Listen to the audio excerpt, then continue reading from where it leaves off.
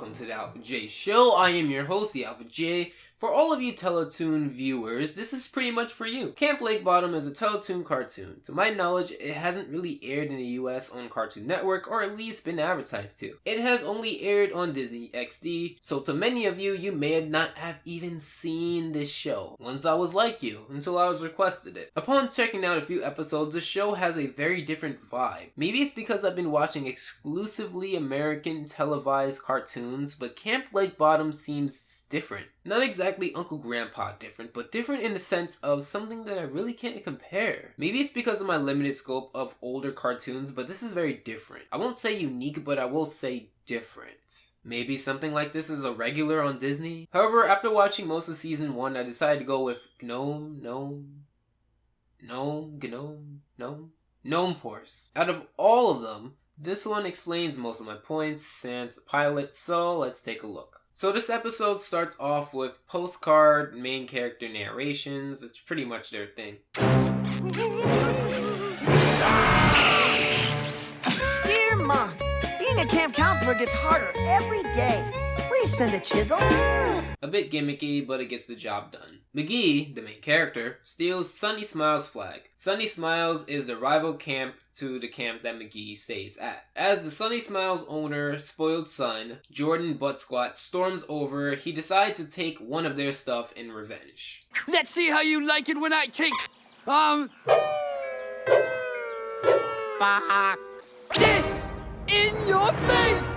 Now I have your precious little ceramic guy thing! Oh, no! It is later revealed that these gnomes are a part of Rosebud's collection. It is important that these gnomes mean nothing to us. It is just a normal garden gnome. Also, it's important that McGee doesn't know. This protects McGee from being a jerk.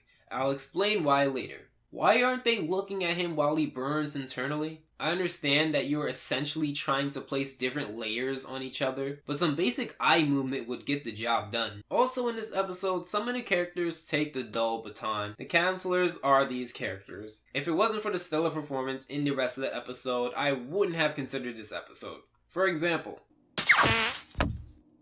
Don't these usually come with a note tied to them? Oh man! Don't look at me! Don't look at me!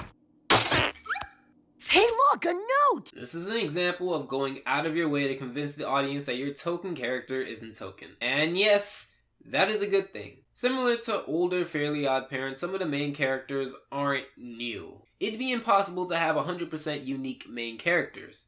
There isn't enough traits for everyone to be unique and different. However, jokes and story variations are practically endless, and Jordan performs very well. Return the Sunny Smiles flag or your gnome shall be no more. So, original Buttsquat. Well, most of them. So Rosebud freaks out, which is later justified by a gnome army. This gnome, Papa Gnome, also known as villain with funny name that is actually a very powerful person, demands that their guard be returned to safety. Also, they sink the laugh before the gnome says his name. So Papa Gnome says that McGee must get the main guard back or else. Or else what?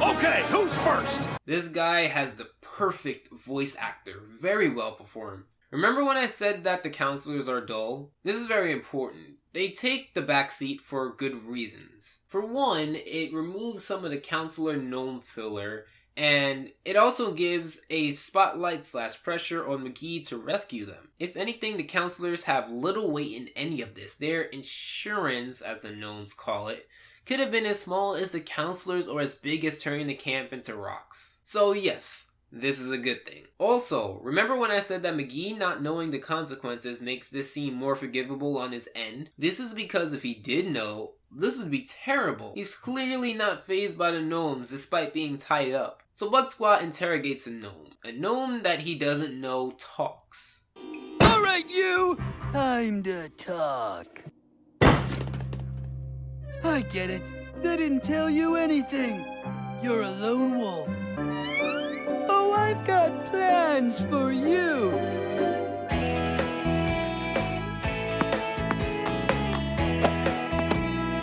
This could be seen as stupid, but he makes good jokes and it adds to the atmosphere. Like I said before, I'm okay with jokes being unfunny to me. I'm not okay with jokes being unfunny to me, bring nothing to the plot, and come out of no logic. So Butt Squat turns 180 and decides to befriend the gnome. I've seen this done in many other shows. SpongeBob, for example, not only with a gum wrapper, but also in Camp Lazlo, which I'll be covering next time. Jordan also does not come off as maliciously evil, so I wouldn't believe that he is 100% violent all the time. In other words, this is plausible. He ends up befriending the gnome, not wanting to give it up. My thoughts exactly. Barry says if you want him back, you'll have to sing the Sunny Smiles song on camera. So after being given the choice of doing the Sunny Smiles theme song in a sun costume or turning his camp counselors into solid rock, McGee does the following. Hey kids, it's fun time, it's sun time, so this one time we chime. Camp Sunny Smiles. Fun, fun, sun, sun, fun, sun, sun, fun, and Sunny Smiles. Even then, Butt Squat doesn't give the gnome up. This leads to sunset, and after a long chase... 5, 4, 3, 2, 1! Your friend failed his mission!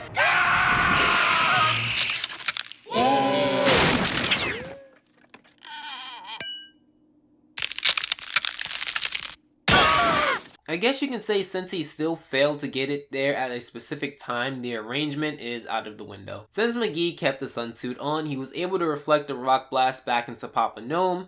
It ends on his friend Gretchen tricking him into making another song singing the Camp Sunny Smiles song, claiming it got 1 million hits. Remind me when I get 1 million views to not post the exact same content over and over. So that was Camp Lakebottom. I don't think this was a bad episode at all, and I look forward to finishing up season 1. As you can see, I'm still taking requests, and I'm going to be taking requests until mid-June. However, if you're listening to this after June, this doesn't really apply, but I might have some type of requests period in the future that you should probably pay attention to, just in case you want to give me an episode that you would like to see me share my thoughts on.